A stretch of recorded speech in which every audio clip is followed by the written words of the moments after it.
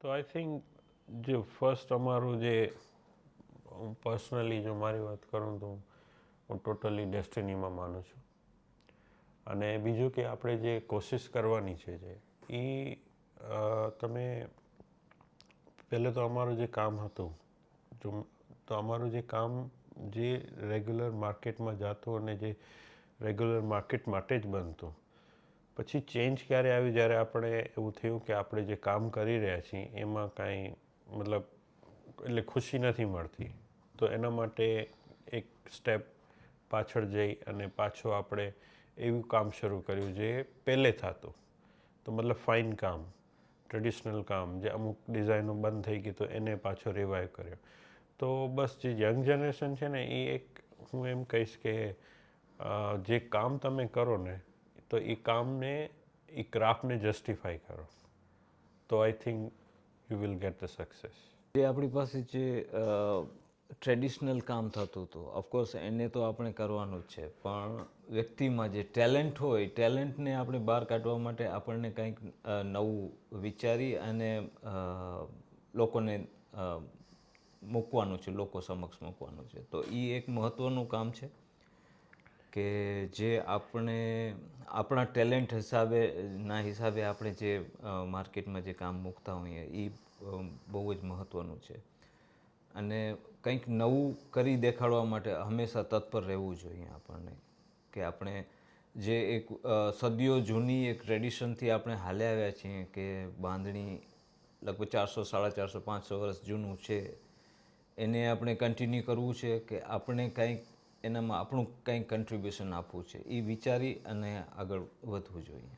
જેટલું આપણને આ ક્રાફ્ટ થ્રુ આપણને જે સક્સેસ મળ્યું છે તો એ આઈ થિંક બહુ વધારે છે જે અમારા આપણે કહીએ ને આપણો ટેલેન્ટ કરતાં જે આપણને વધુ મળી ગયું તો એવું છે એ. અને આપણે સક્સેસ નથી એમ તો કહી ના શકાય, પણ એટલું છે કે આપણે જો કહીએ કે આપણું કામ સક્સેસ થઈ ગયું that means you stop there. એવું નથી, હજી આપણને ઘણું બધું કરવાનું છે. તો આઈ થિંક બંને પાસા છે એના. Steel we are in learning stage. કારણ કે આ ક્રાફ્ટ આર્ટ એવી વસ્તુ છે કે તમે ક્યારે પણ કોઈને સંતોષ નથી કરી આપતા.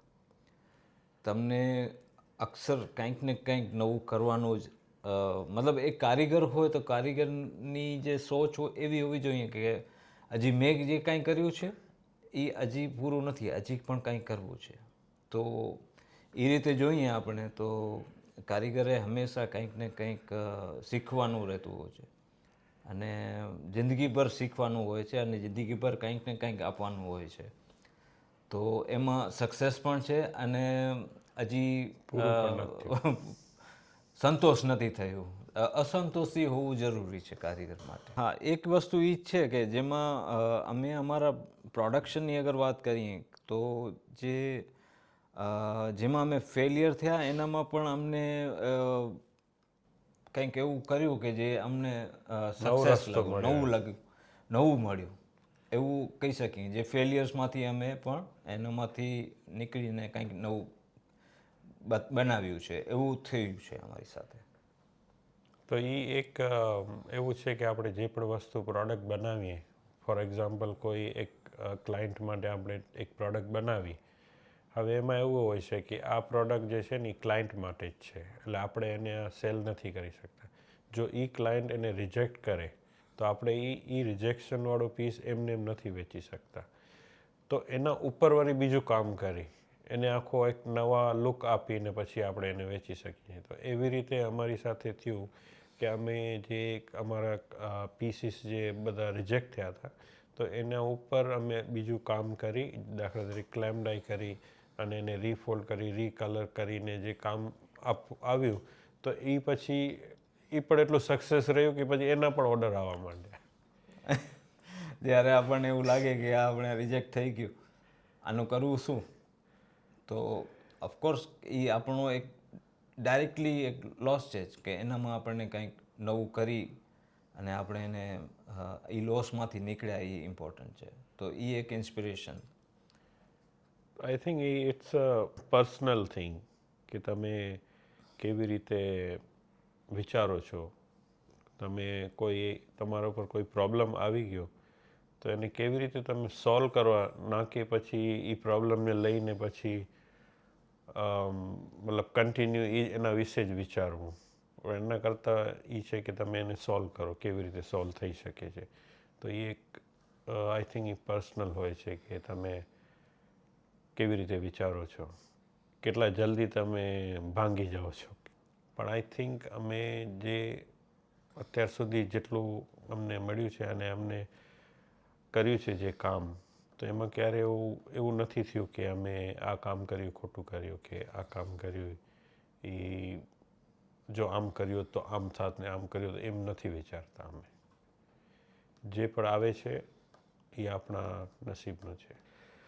હું પણ બહુ ખુશ છું કે મેં તમને વાત કરી કે અમે આટલા વર્ષ જે કામ કર્યું, લગભગ છેલ્લા 32 વર્ષ થઈ ગયા, અને હજી સુધી કોઈ એવું પ્રોગ્રામ નથી થયું કે જ્યાં ખાલી અમારું જ કામ હોય. તો આ પહેલી વાર થઈ રહ્યું છે. તો એક આપણે કહી શકાય કે રેકગ્નાઇઝેશન તો મળી છે ઘણી, ઓલ ઓવર વર્લ્ડમાં મળી છે.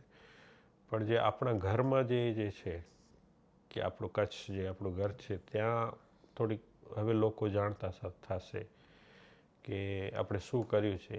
કદાચ લોકો એમાંથી ઇન્સ્પિરેશન પણ લેશે, યંગ જનરેશન જે હશે. અને આઈ થિંક મારું એવું મતલબ છે કે જે થશે એ બધું સારું થશે. અમે ખૂબ આભારી છીએ કે LLDC અને સૃજન જે અત્યારે અમારા માટે અને અમારા ફેમિલી માટે અને અમારા ક્રાફ્ટ માટે જે કરી રહી છે, એના માટે હું ખૂબ ખૂબ આભારી છું અને ધન્યવાદ આપું છું એમને. Let's start the show.